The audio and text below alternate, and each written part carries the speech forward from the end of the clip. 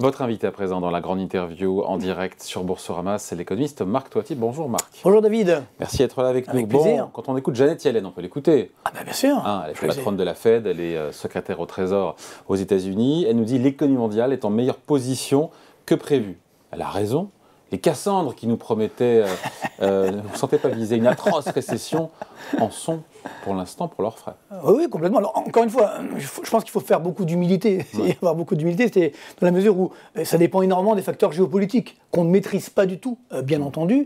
Donc c'est vrai que on ne va pas chipoter la récession. C'est vrai que c'est 2 trimestres consécutifs de baisse du PIB. C'est vrai qu'il y a eu des bonnes surprises au 4e trimestre 2022. Ouais. PIB américain qui augmente, la zone euro également un petit peu. En Chine, on fait 0. Maintenant, la Chine réouvre. Ça, ils ont enfin compris qu'il fallait arrêter avec le Covid. Donc, ça va un peu mieux. Donc, évidemment, comme la Chine, c'est la locomotive de la croissance mondiale, si elle va mieux, l'économie mondiale va un petit peu mieux. Donc, c'est vrai que ça va mieux globalement, mais ça reste quand même très fragile. Le monde reste quand même très convalescent. On l'a vu dans les dernières enquêtes des directeurs d'achat, qui ont été publiées la semaine dernière. Dans les services, c'est vrai que ça résiste, puisque évidemment, finalement, comme on ouvre un petit peu, on réouvre un petit peu la Chine et le monde, finalement, ça va un peu mieux. Par contre, ce qui est surprenant, c'est que dans l'industrie, on reste en récession. Que ce soit aux États-Unis, en France, dans la zone euro, un peu partout, finalement, même en Chine, on reste donc sous la barre des 5 ans, donc on se maintient dans une récession industrielle. Donc c'est pas encore complètement l'euphorie, puis bien sûr, ça dépend énormément des prix des matières premières. Et ça dépend également des taux d'intérêt. Ce qui est intéressant de voir, c'est que les taux d'intérêt ont très fortement, je dirais, augmenté, et ça continue. Ça continue, donc pour l'instant, on va avoir des impacts diffus dans le temps, donc il ne faut pas aller trop vite en besogne. Je pense qu'effectivement, on évite la grave récession. D'ailleurs, moi, je n'ai jamais annoncé une grave récession, simplement, c'était une croissance très faible du PIB au niveau mondial. Encore une fois, l'année vient de commencer, donc il faut quand même rester très prudent. On ne sait pas ce qui va se passer, effectivement, en Ukraine et avec la Russie. Si demain la guerre s'arrête, c'est sûr qu'il y aura une sorte d'euphorie, bien entendu. Mais si ce n'est pas le cas, voilà, vous le dites, à ce moment-là, attention aux mauvaises surprises. Donc, il faut quand même rester extrêmement prudent aujourd'hui. Il y a comme cette résistance, cette résilience de l'économie qui a surpris, cette demande qui tient mieux que prévu, malgré cette volonté, il en fait bien avec les banques centrales, qui est comme de freiner tout ça, puisqu'il faut freiner l'inflation. Alors, l'enjeu, c'est le marché du travail. C'est-à-dire que c'est effectivement, on a une bonne surprise, c'est qu'on a un taux de chômage américain à 3,4%, un plus bas depuis 1969. C'est incroyable. Donc même pendant la bulle Internet, etc., ou la croissance forte américaine, on n'a jamais connu ça avant, en 2008. Bon, donc c'est quand même assez formidable. Donc c'est vrai que cette dynamique du marché du travail... Il faut voir votre participation aussi. Hein. Voilà, non, mais c'est ce que j'allais dire. C'est vrai que ça crée quand même... Il y a une dynamique des salaires qui est là, les revenus augmentent. Tout le problème, c'est qu'on a l'effet Corona, entre guillemets, qui continue. Il y a toujours... Alors là, on n'a pas les derniers chiffres, mais à l'époque, on avait estimé qu'il y avait 3 millions de personnes qui avaient quitté le marché du travail. Donc ça qui est complètement fou, c'est qu'on a des pénuries de main-d'œuvre parce que des personnes ont quitté le marché du travail, que ce soit aux États-Unis, mais également chez nous, en France, en Europe, et elles ne sont pas revenues. Alors soit elles sont parties à la retraite, soit elles ont fait autre chose, elles ont arrêté. Donc c'est vrai que c'est ça qui est un petit peu surprenant et qui maintient ce taux de chômage à des niveaux très très bas. Mais si on regarde les taux de chômage élargis, par exemple si on prend le cas de la France, c'est vrai qu'on se dit on a 7,2% de taux de chômage donc, de catégorie A, c'est-à-dire globalement donc c'est le chômeur qui fait preuve de recherche active d'emploi, qui est immédiatement disponible et qui n'a pas travaillé du tout de tout le mois. Et donc là on est à 7,2. Mais si vous prenez l'ensemble des chômeurs sur le 4e trimestre, un chiffre de l'INSEE, on est à 16,5% de taux de chômage en France. C'est-à-dire, on met quoi là-dedans? On met qui?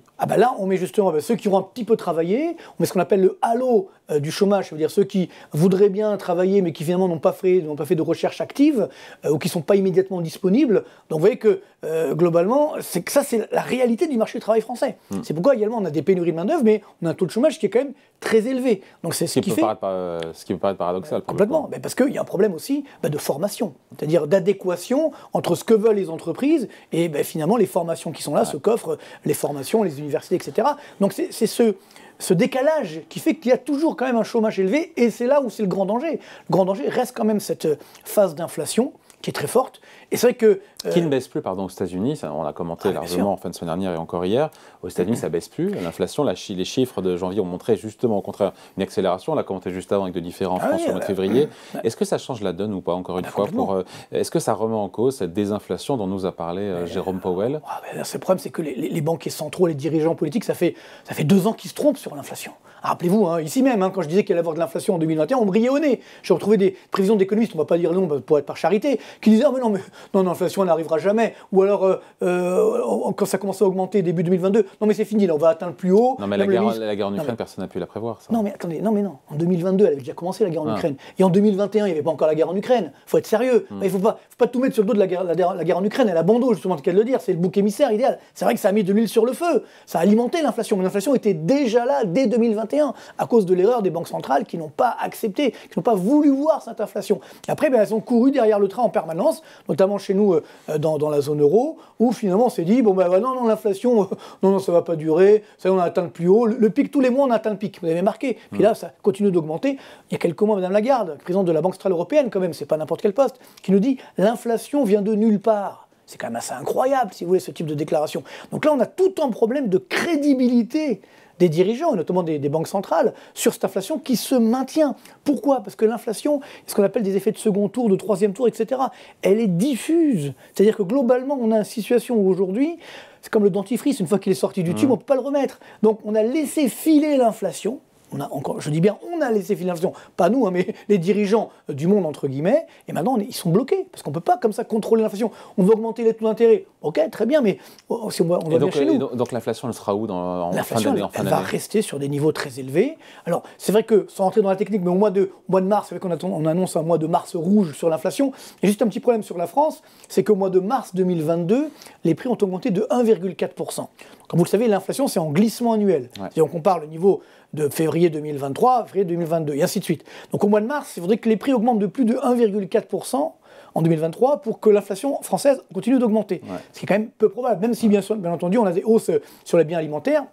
Mais tout le problème, c'est que les Français le voient bien. Comme vous le savez, le problème de l'inflation, c'est que c'est un panier moyen. C'est une moyenne. Ouais. Alors on met les voitures, on met les télés, on met les ordinateurs, on n'achète pas toujours un ordinateur. Par contre, on fait toujours ses courses. C'est ce que je veux dire. Donc là, l'inflation alimentaire, elle est à 14,5%, je prends le cas de la France. Donc les ménages modestes pour qui l'alimentation, l'énergie, c'est un poste élevé, eh bien, ont une inflation qui est déjà à 12% en France. L'inflation n'est pas sous contrôle L'inflation aujourd'hui, malheureusement, est devenue incontrôlable. C'est ça le drame. Alors, on a vu cette semaine encore, il y a 2 jours, le président français qui dit au Salon de l'Agriculture, il faudrait qu'on s'entende, etc. Il faut être sérieux. Hein. Quel est le grand gagnant de l'inflation aujourd'hui ? C'est l'État. Oui, parce que globalement, ça lui fait des rentrées fiscales, notamment en termes de TVA, parce que vous fonctionnez sur un prix qui est plus élevé. Donc c'est le même taux, mais sur un prix qui est plus élevé. Donc on a un effet d'optique, c'est-à-dire que ça augmente effectivement, même pour les entreprises. Le chiffre d'affaires augmente, mais pas les volumes. Donc tout le problème est là, c'est qu'on a aujourd'hui cette inflation qui augmente, et les dirigeants pourraient, par exemple, en France, on pourrait baisser la CSG, par exemple. Là, vous donnez du pouvoir d'achat aux ménages, automatiquement. Sauf que si vous faites ça, il faut réduire certaines dépenses. Et ça, évidemment, on n'a pas le courage de le faire. Donc surtout quand on a 5% de déficit public. Exactement, et une dette publique à bientôt 120%. Mais si on réduit la dépense et qu'on réduit les impôts, il n'y a pas de problème, ça marche. Oui, sauf qu'on n'a pas le courage de le faire, on continue d'augmenter la dépense publique. Donc l'inflation est hors de contrôle pour vous. L'inflation aujourd'hui est malheureusement devenue incontrôlable. Et quand l'INSEE nous dit qu'on va aller vers 5% l'été prochain... Encore une fois, il faut être honnête. Regardez ce matin les chiffres en France. Les prix au mois de février ont augmenté de 0,9%. C'est énorme, sur un seul mois. Vous voyez ? Donc ça montre bien que... Et alors, autre chiffre ce matin, les prix à la production, qui sont indicateurs avancés de l'inflation, montrent que ça continue d'augmenter. Donc, n'oublions pas, moi c'est comme ça que j'ai annoncé l'inflation en 2021, je ne suis pas devin, évidemment, c'est qu'on voyait les indicateurs avancés, que ce soit les prix à la production, etc., qui continuaient d'augmenter. Et là c'est exactement ce qui se passe. Les prix des matières premières continuent d'augmenter, la Chine qui se réouvre, tout à l'heure on en parlait, on disait c'est une bonne nouvelle. Bien sûr que c'est une bonne nouvelle, sauf que ça va créer une dynamique de demande supplémentaire sur les marchés des matières premières, donc les prix des matières premières vont continuer d'augmenter. Et ensuite on va avoir les impacts chez nous. Comprenez, donc c'est ça le problème, c'est que c'est complètement diffus. Maintenant, comme elle est devenue incontrôlable, faire des prévisions, c'est extrêmement compliqué. Donc il y a des effets de base, évidemment, comme c'est encore une fois en glissement annuel, il suffit que le même mois de l'année d'avant, ça a plus augmenté que cette année, donc on va dire, ah voilà, l'inflation baisse. On revient quand à 2% ? Moi je reviens encore une fois, c'est l'objectif des banques centrales, c'est réaffirmer... Mais bien sûr, mais ça encore une fois, je pense que... Et est-ce que c'est grave aussi d'ailleurs ? D'avoir une forte inflation ? Non, si les salaires augmentent à l'aune des prix. Mais ce n'est pas le cas, parce que si c'est le cas, à ce moment-là, on a la boucle prix-salaire, et là on monte à... La dernière fois qu'on a fait la boucle prix-salaire en France, c'était avec François Mitterrand en 81. L'inflation à l'époque est montée à 14,5%.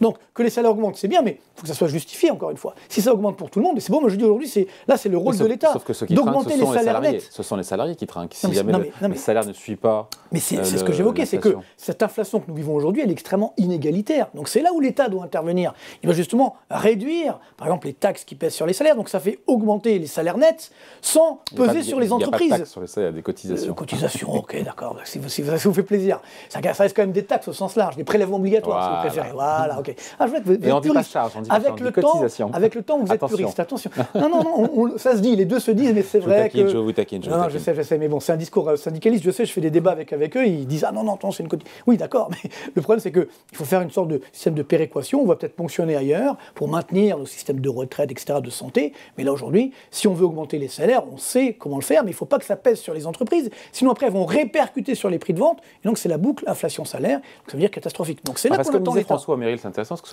que me disait François Oméril, le patron de la CFE-CGC, syndicat des cadres, hier, sur ce plateau, il me disait, mais le problème des retraites, je fais le lien avec les retraites, c'est que ce n'est pas une question de recettes, de dépenses, mais il n'y a pas assez de recettes, c'est ce que dit le corps. Évidemment. Oui, mais si vous baissez les taxes, les cotisations, vous créez justement ça, c'est notre débat. C'est notre débat. Le problème des retraites, c'est qu'effectivement, les prévisions, de toute façon, elles sont caduques, puisqu'en fait, ils tapent sur 2,5% de croissance et un taux de chômage à 5%. Donc on n'y est pas. Donc évidemment, ce qui veut dire qu'on a moins de...